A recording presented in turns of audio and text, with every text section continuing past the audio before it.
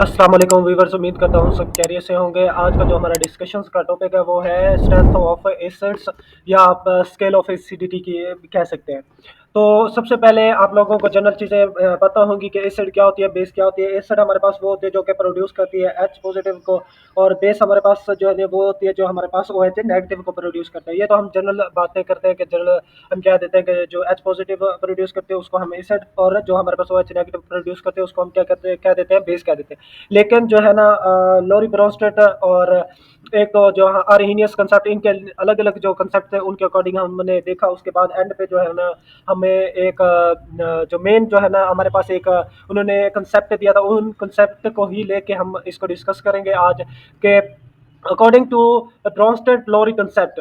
ये ब्रोंस्टेड और लोरी ये दो साइंटिस्ट थे जिन्होंने 1913 में हमारे पास 1923 में हमारे पास एक कंसेप्ट दिया था। उस कंसेप्ट में उन्होंने क्या कहा था, उन्होंने कहा था कि द एबिलिटी और a tendency of an acid to donate और लूज ऑफ प्रोटॉन।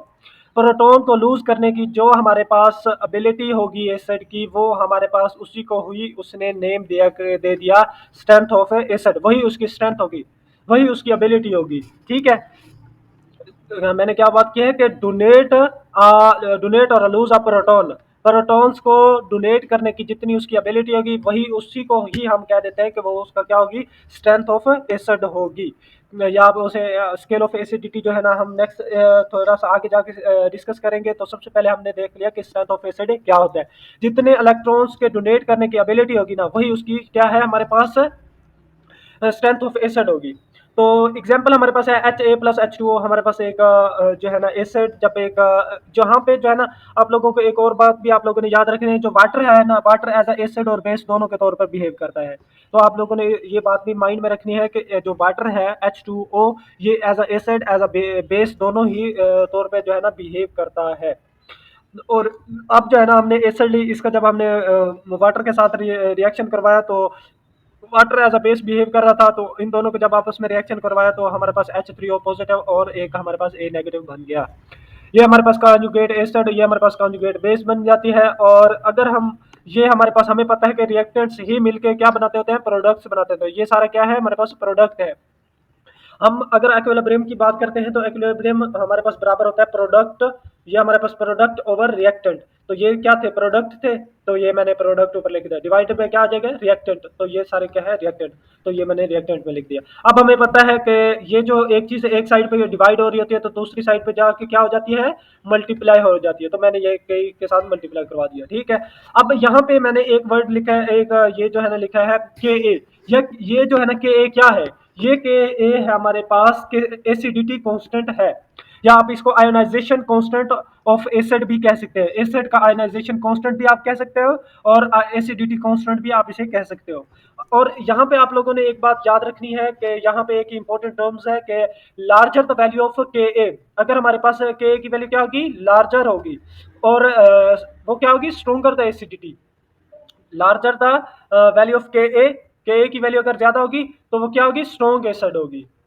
अगर के ए की वैल्यू ज्यादा तो वो क्या होगी, स्ट्रॉन्ग एसिड होगी। अब हमारे पास कुछ एग्जांपल्स दी हुई है स्ट्रॉन्ग एसिड्स की। HCl, HBr, H2SO4, ये क्या हमारे पास है, स्ट्रॉन्ग एसिड्स है। क्यों है, क्योंकि ड्यू टू हमारे पास के ए की वैल्यू जो है ना ज्यादा होने की वजह से, या हमारे पास ये एक वन है, वन से मतलब के ए की वैल्यू ज्यादा होती है। तो इसलिए हम कहते हैं कि ये हमारे पास क्या होती है, स्ट्रॉन्ग एसिड्स होती है। तो इसके बाद अगर हम बात करते हैं पी के ए में, हम एसिड्स को देखें तो वह उस पर हमारे पास आता है कि p K a is equal to minus log K a. ये हमारे पास एक इक्वेशन होती है इन पी के ए में।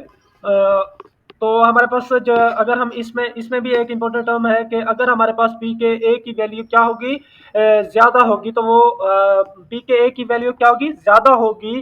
तो हमारे पास के ए मतलब वो वीक एसिड होगी। अगर पी के ए की वैल्यू ज्यादा है तो वो क्या होगी, वीक एसिड होगी। क्या होगी, वीक एसिड। अगर हमारे पास पी के ए की वैल्यू होते हैं कम, पी के ए की वैल्यू क्या है, कम है, तो वो क्या होगी, एसिड क्या होगी, स्ट्रॉन्ग एसिड होगी। मतलब कि उसकी के ई की वैल्यू भी क्या होगी, ज्यादा होगी। के ई की वैल्यू भी क्या होगी, के ई की वैल्यू क्या होगी, ज्यादा होगी।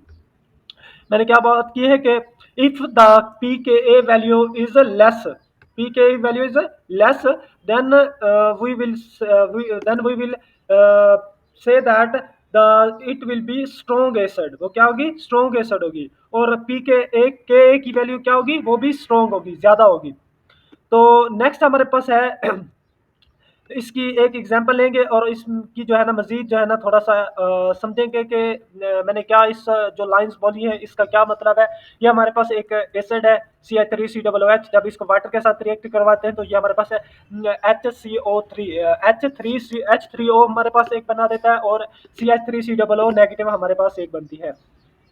तो ये हमारे पास एक जो है ना वीक एसिड है, एक हमारे पास क्या है, वीक एसिड है। CH3COOH क्या है, एक वीक एसिड है के तौर पर जहां पे बिहेव कर रही है। और इसकी जो वैल्यू है वो क्या आ रही है, वो इसकी पीके की वैल्यू क्या आ रही है, ज्यादा। मतलब इसकी जो वैल्यू है वो ज्यादा है, लेकिन ये क्या है, एसिड क्या होगी, वीक एसिड होगी।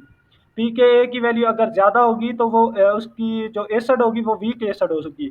अगर हमारे पास पी के ए की वैल्यू क्या आ जाती है, कम आ जाती है। अगर एक चीज की वैल्यू हमारे पास क्या आ जाती है, कम आ जाती है, तो हम कहेंगे कि वो क्या बना रही है, वो हमारे पास स्ट्रॉन्ग एसिड बना रही है। क्या आ रही है, स्ट्रॉन्ग एसिड। तो ये हमारे पास क्या होगी, स्ट्रॉन्ग एसिड। एक की पी के ए की वैल्यू ज्यादा तो हमारे पास वो होगी वीक एसिड। अगर हमारे पास पी के ए की वैल्यू होगी कम, पी के ए की वैल्यू कम, तो वो क्या होगी, स्ट्रॉन्ग एसिड होगी। मतलब कि के ए की वैल्यू क्या होगी, ज्यादा होगी। तो नेक्स्ट हमारे पास कुछ रिलेटिविटी ऑर्डर्स हैं एसिडिटी के। तो यहाँ पे हमारे पास HF, HCl, HBr, HI। यहाँ पे HF जो है हम कहते हैं कि ये हमारे पास क्या है, वीक एसिड है। और HI जो है ना हमारे पास एक स्ट्रॉन्ग एसिड है। अब HF क्यों वीक एसिड है, HI क्यों स्ट्रॉन्ग एसिड है, क्योंकि यहाँ पे जो है ना फ्लोरीन, हमारा हमें पता है कि फ्लोरीन हाई इलेक्ट्रोनेगेटिव है। हाई, जहाँ पे हाई इलेक्ट्रोनेगेटिव होगा, हाई इलेक्ट्रोनेगेटिविटी होगी, वो हमारे पास वीक एसिड होगी। जिसमें मतलब कि कम इलेक्ट्रोनेगेटिविटी होगी, जिसकी कम इलेक्ट्रोनेगेटिविटी होगी वो क्या होगी, स्ट्रॉन्ग एसिड होगी। वो क्या होगी, स्ट्रॉन्ग एसिड होगी। जिसकी इलेक्ट्रोनेगेटिविटी कम वो स्ट्रॉन्ग, जिसकी इलेक्ट्रोनेगेटिविटी ज्यादा वो वीक। ठीक है। यहाँ पे हमारे पास वाटर है। वाटर जो है इसकी जो है ना सबसे कम, ये वीक एसिड है। और इसके बाद जो है ना ये थोड़ा सा उसके ज्यादा है, ये उससे ज्यादा, ये सबसे ज्यादा क्या है, स्ट्रॉन्ग एसिड है। H2TE is the strong acid. उसके बाद है हमारे पास HNO2। ये हमारे पास HNO2 भी एक हमारे पास वीक एसिड है। और HNO3 मतलब एक ऑक्सीजन में एक एक ऑक्सीजन ज्यादा हो गया तो ये हमारे पास क्या है, एक स्ट्रॉन्ग एसिड है। उसके बाद हमारे पास H2SO3 मैंने यहाँ लिखा है, SO3 लिखा है, 4 नहीं लिखा। H2SO4 होगा तो वो क्या होगा, स्ट्रॉन्ग एसिड होगा। यहाँ पे HClO2, यहाँ पे है HClO, यहाँ पे HClO, और यहाँ पे HClO4 है। मतलब क्या, यहाँ पे ऑक्सीजन कितने आ रहे हैं, 4 आ रहे हैं। तो ये क्या है, ये एक स्ट्रॉन्ग एसिड है। ये हम बात करते हैं ऑक्साइड्स में, जब हमारे पास एसिड क्या होंगे, ऑक्साइड्स में मौजूद होंगे। इसके बाद हमारा जो नेक्स्ट टॉपिक है वो है स्ट्रेंथ ऑफ बेसिस, या आप स्केल ऑफ बेसिसिटी कह सकते हो। तो मैंने ये बात पहले बता दी थी कि बेस वो होती है जो अगर हम इसकी जनरल बात करते हैं तो बेस वो होती है जो हमारे पास OH नेगेटिव प्रोड्यूस करती है, या आप कहते हैं कि इसका जो टेस्ट होता है वो बेटर टेस्ट होता है। इसका जो लिटमस पेपर पे जो इफेक्ट होता है वो क्या होता है, रेड होता है। तो इसके अगर हम सबसे पहले देखते हैं कि स्ट्रेंथ ऑफ बेसिस क्या है। बेसिस का तो मैंने बता दिया। अब हम इसकी स्ट्रेंथ की बात करते हैं कि इसकी स्ट्रेंथ ऑफ अ बेसिस क्या होगी। तो strength of basis the ability और tendency of a base accept protons. मैंने क्या बात की है यहाँ पे, accept protons from acid. Acid से जितने उसकी प्रोटॉन्स को एक्सेप्ट करने की जितनी उसकी एबिलिटी होगी ना, वही उसकी स्ट्रेंथ ऑफ बेस होगी।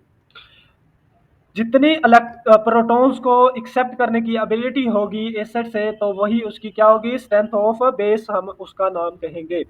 पहले जो एसिड्स की अगर हम बात करें तो उसमें एसिड्स में क्या कहा था मैंने, कि डोनेट अ प्रोटॉन। उसमें मैंने किस चीज की बात की थी, डोनेट या लूज अ प्रोटॉन। अगर जहां पे डोनेट या लूज का वर्ड आ जाए वहां पे हम कहेंगे कि वो एसिड होगी। जहां पे एक्सेप्ट का वर्ड आ जाए, एक्सेप्ट ऑफ प्रोटॉन का वर्ड यूज हो जाए, वो हम कहेंगे कि वो क्या होगी, स्ट्रेंथ ऑफ बेस। तो हमारे पास एक एग्जांपल है प्लस हमारे पास ये एक बेस है। जब हम इसको वाटर के साथ रिएक्ट करवा रहे हैं, देखिए यहाँ पे आप जो वाटर है ना वो एज अ एसिड बिहेव कर रहा है, और प्रीवियस जो एग्जांपल थी उसमें जो वाटर था वो क्या बिहेव कर रहा था, बेस के तौर पर बिहेव कर रहा था। तो इसीलिए हम कहते हैं कि जो वाटर है वो एज अ एसिड और एज अ बेस दोनों के तौर पर बिहेव करता है। तो यहाँ पे है हमारे पास सिंपल जो है ना बी एच बन जाएगा, यहाँ से एक हाइड्रोजन जो है ना वो इसके पास चला जाएगा तो बी एच बन जाएगा, और यहाँ से जो है ना ओ एच नेगेटिव बन जाएगा। तो इसके बाद अगर हम एक्विलिब्रियम की बात करते हैं, when we will talk about equilibrium, then जो होगा ना क्या हो गया, प्रोडक्ट ओवर रिएक्टेंट। अब हाँ, यहाँ पे जो है ना हम कहते हैं कि प्रोडक्ट क्या चीज बनी है, ये चीज, तो ये हमने प्रोडक्ट ऊपर लिख दी, और रिएक्टेंट क्या है, ये चीज, तो ये हमने रिएक्टेंट में लिख दी। प्रोडक्ट और reactant is equal to equilibrium. तो एक्विलिब्रियम में यहाँ पे जो है ना वाटर क्या हो रही है, मल्टीप्लाई डिवाइड हो रहा है, तो इस साइड पे क्या होगा, डिवाइड हो जाए, मल्टीप्लाई हो जाएगा। एक साइड पे वाटर क्या हो रहा है, डिवाइड हो रहा है, तो दूसरी साइड पे क्या हो जाएगा, मल्टीप्लाई हो जाएगा। तो ये मैंने मल्टीप्लाई करवा दिया। उसके बाद हमारे पास है इसको जो है ना हम कंप्लीट को नेम दे दिया के बी इज इक्वल टू, ये जो है ना कंप्लीट वैसे वैसे मैंने सेम टू सेम लिख दिया। उसके बाद ये के बी क्या है, K B is the basicity constant, या आप इसको डिसोसिएशन कांस्टेंट ऑफ बेस भी कह सकते हो। बेस का जो डिसोसिएशन कांस्टेंट होता है, या हम बेसिसिटी कांस्टेंट भी कह सकते हैं इसको। बी से क्या आ जाएगा, बेस। और अगर पहले क्या यहाँ पे क्या था, ए था, तो हमने एसिडिटी कांस्टेंट कहा था। अगर बी है तो हम बेसिसिटी कांस्टेंट कहेंगे। इसके यहाँ पे भी एक इंपॉर्टेंट टर्म है कि ग्रेटर द वैल्यू ऑफ के बी, अगर हमारे पास के बी की वैल्यू क्या होगी, ज्यादा होगी, तो हमारे पास वो क्या होगा, स्ट्रॉन्ग एसिड होगा। और वो क्या होगा, स्ट्रॉन्ग एसिड होगा। अगर हमारे पास के बी की वैल्यू ज्यादा, तो वो हमारे पास एक स्ट्रॉन्ग बेस होगी। अगर के बी की वैल्यू क्या होगी, कम होगी, तो वो क्या होगी, एक वीक बेस होगी। इसके बाद अगर हम लिखते हैं पी के बी, मतलब पी के में वैल्यूज लिखते हैं, तो p K B is equal to minus log K B, minus log K B. अब अगर हमारे पास के पी के ए की वैल्यू क्या होगी, ज्यादा होगी, अगर पी के वैल्यू की वैल्यू क्या होगी, ज्यादा होगी, तो के ए की वैल्यू क्या होगी, कम होगी। के ए की वैल्यू क्या होगी, कम होगी, और वो बेसिसिटी उसकी क्या होगी, वो भी कम होगी। अगर हमारे पास पी के ए की वैल्यू कम है, अगर हमारे पास पी के पी के बी की वैल्यू क्या है, पी के बी की वैल्यू अगर हमारे पास कम है, तो वो क्या होगी, के ए की वैल्यू भी ज्यादा होगी, बेसिसिटी भी ज्यादा होगी। अब इतने ज्यादा जो है झंझट में ना पड़े, आप ये कहते हैं कि जस्ट अगर हमारे पास पी के ए की वैल्यू क्या है, कम होगी, तो वो क्या होगी, अगर हमारे पास पी के ए की वैल्यू कम है, तो वो उसकी बेसिसिटी ज्यादा होगी। अगर हमारे पास पी के ए की वैल्यू ज्यादा है, तो वो क्या होगी, उसकी बेसिसिटी क्या होगी, हमारे पास कम होगी। एक चीज बढ़ेगी तो दूसरी चीज कम होगी। पहले केस में मैंने क्या कहा था कि पी के ए की वैल्यू, यहाँ पे देखें कि पी के ए की वैल्यू क्या मैंने कही है, स्मॉलर, तो यहाँ पे क्या होगी, बेसिसिटी क्या होगी, ज्यादा होगी, और के की वैल्यू भी ज्यादा होगी। इसके बाद हमारे पास कुछ है, relativity order of basicity, the base strength of molecule NH3 H2O and HF increase with the decrease in electronegative of the element. ये जो है ना HNO3, ये हमारे पास सबसे ज्यादा जो है ना इलेक्ट्रोनेगेटिव है, मतलब इसके मुकाबले ये कम है, ये उससे भी ज्यादा मतलब कम है, ये इससे सबसे ज्यादा कम ये है। तो हम कहते हैं कि HF जो है ना, इसका इलेक्ट्रोनेगेटिविटी डिफरेंस ज्यादा है, तो ये हमारे पास क्या होगी, एक एज बेस बिहेव करेगी, ये भी जो है ना बेस के तौर पे बिहेव करेगी, ये भी एक बेस के तौर पे बिहेव करेगी। जब इनके दरमियान इलेक्ट्रोनेगेटिविटी डिफरेंस क्या होगा, ज्यादा होगा, नहीं, इलेक्ट्रोनेगेटिविटी ज्यादा होगा, तो डिक्रीज होगी, इलेक्ट्रोनेगेटिविटी क्या होगी, कम होगी, तो ये हमारे पास क्या होगी, इंक्रीज द बेसिसिटी होगी। उसके बाद हमारे पास नेक्स्ट है, अगर हमारे पास नेगेटिव आइंस मौजूद हो, ये तो हमने जस्ट बात की थी न्यूट्रल की। अगर जब हमारे पास नेगेटिव आइंस मौजूद होते हैं, देन हम क्या कहेंगे कि अगर हमारे पास नेगेटिव आइंस मौजूद होंगे, यहाँ पे एक, बल्कि यहाँ पे आप ये लगा ले साइन, यहाँ पे आपने ये साइन यूज करना है। ये देखिए यहाँ पे जो है ना NH2 है, ये एक मैंने बेस लिया है, यहाँ पे भी HF मैंने एक बेस के तौर पर भी यूज किया है। उसके बाद हमारे पास इंक्रीज इलेक्ट्रोनेगेटिविटी, अगर हमारे पास इलेक्ट्रोनेगेटिविटी ज्यादा होगी, तो मैंने क्या कहा था कि उसका नेगेटिव चार्ज कम होगा। अगर हमारे पास इलेक्ट्रोनेगेटिविटी ज्यादा है, तो उसका चार्ज क्या होगा, वो कम होगा, डिक्रीज द चार्ज। ये देखिए यहाँ पे नेगेटिव चार्ज क्या है, ज्यादा है ना, तो यहाँ पे नेगेटिव चार्ज क्या है, कम।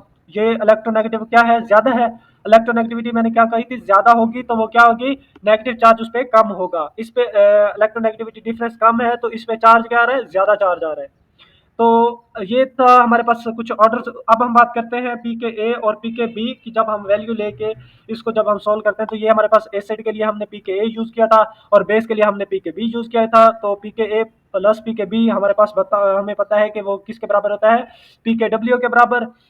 तो पी के डब्ल्यू किसके बराबर होता है, पी हमारे पास 14 के बराबर होता है, ये हमारे पास पी के ए हमारे पास किसके बराबर होते हैं, पी एच के बराबर होते हैं, और पी के बी किसके बराबर होती है, पी ओ एच के बराबर होती है। तो ये हमने अगर हमारे पास एक कोई न्यूमेरिकल्स आ जाता है कि वो हमें एक चीज दे देता है कि पी एच की वैल्यू दे देता है कि वो p H is equal to 7, तो वो हमें कहता है कि हमें पी ओ एच की वैल्यू निकाल के दें, कितनी होगी पी ओ एच की वैल्यू। तो आप लोगों ने क्या करना है, 7 यहाँ पे पुट करना है, 7 पुट करने के बाद p O H plus p O H is equal to 14 करना है। यहाँ पे जो प्लस का 7 है तो इस साइड पे जाके क्या हो जाएगा, माइनस का 7 हो जाएगा, तो 14 - 7 इज इक्वल टू 7, तो ये पी ओ एच की वैल्यू कितनी आ जाएगी, फिर 7 आ जाएगी। तो आप इस तरह से न्यूमेरिकल्स भी सोल्व कर सकते हैं।